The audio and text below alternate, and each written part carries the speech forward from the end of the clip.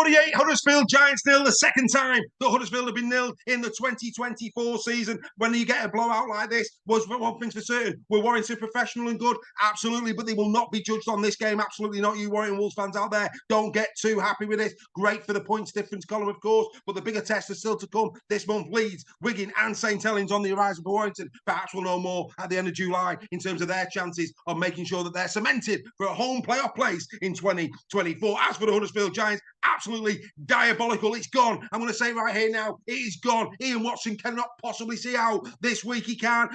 Everything about Huddersfield, it is flat as a pancake. It really is. I mean, dear me, you may as well go and get some lemon and sugar, Nutella, whatever you want, banging on your pancake. It's as flat as Huddersfield Giants at this moment in time. In a week where we've seen a leader apologise and say sorry to the country.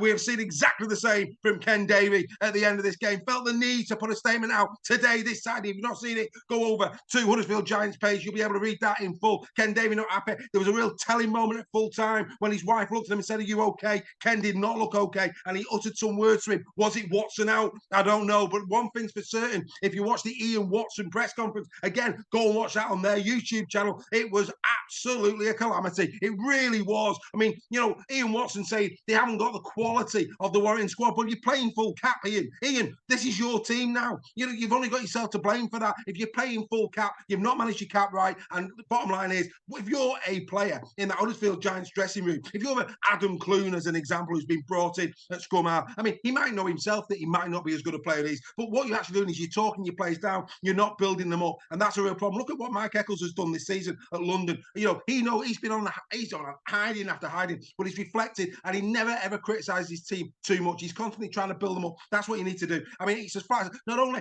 are they not playing well, they're not playing well in structures. They're just not playing well at all.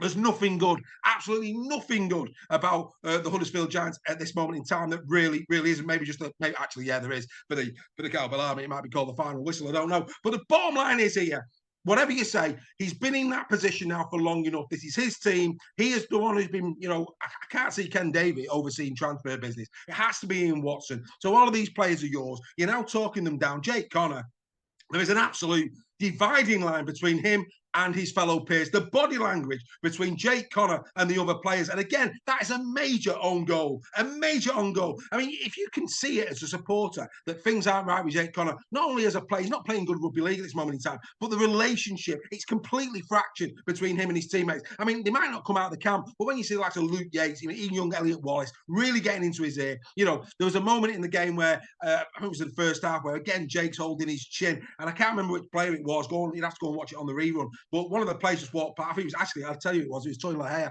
And he just looked at him as if say, "Would you behave yourself?" And that's 10 minutes into the game. I mean, Warrington got off to a real good start. They're 6-0 up. And then it became quite a bit of a grind. That's one thing from Ian Watson's press conference that I actually agree with him about. There was about a 10, maybe 15-minute period there in the first half where it was back and two. Both teams were getting to the halfway line, kicking it. And it was a case of who was going to blink first. And, no doubt about it, who blinked first, of course, it was the Huddersfield Giants. But it was only 18-0 at half time. Like I say, a decent first half performance from the Huddersfield Giants, but the second half was a calamity. I mean, there's some wonderful tries. I mean, the Drinkwater one, the interchange with him and George Williams, a thing of absolute quality. I mean, that was a really good try. Duffy took his try well as well. Pleased for Mike Nicholson on the score sheet. But this result comes at a cost for Warrington. They went into this game, no Matty Ashton, no Josh Fulis, the two wing places. Maybe we'll be seeing Aaron Lindop next week for the Warrington Wolves. He was in and around, I think he might have been 18th man last night for the Warrington Wolves. Fitzgibbon's out. I mean, it looked to me as if he'd done his shoulder. And if you watch the celebrations in the Warrington changing room after the game, he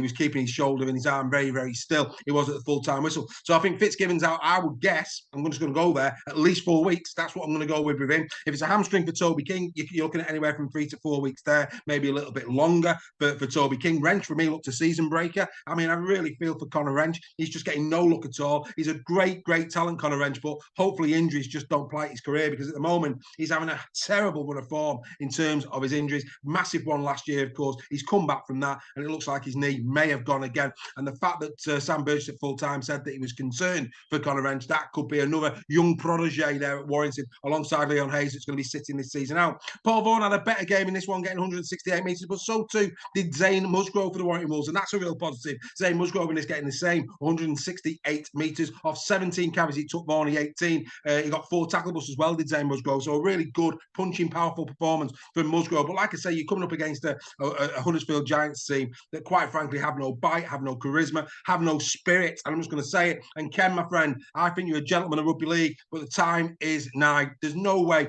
There's a disconnect. There has to be now between Watson and the players. There's a disconnect between the players. They need somebody to come into that club now and galvanise it, pull it back together, get some super glue out ready for 2025, because you can't let this carry on for much longer. You really, really can't. There's transfer business to be done. There's no point bringing in players that Ian Watson wants. You may as well make the decision right now, bring in a new coach, get this team back together as a proper team, unify the team, unify the squad, allow a new coach to come in to restructure it for 2025, and then hopefully, you get better next year. I've got a lot of Cowbell Army fans. Great meeting the likes of Greg Roach before this game, a Super League Raw member. Great to see him and his lad. I also had the privilege of saying hello to Ryan Birch as well. That was a nice moment as well. But like I say, these boys and all of the Cowbell Army, those faithful Cowbell Army fans, they deserve so much better. Warrington clinical, 48 points to nil. But like I say, this result doesn't define him. Big injuries off the back of this game. We'll know more about Warrington after the next 3. Don't forget, that's Leeds, Wigan and Saints. Wow, the Wigan and Saints games both away from home. That's going to be interesting indeed. But Warrington go joint second with the Saints on 22 points.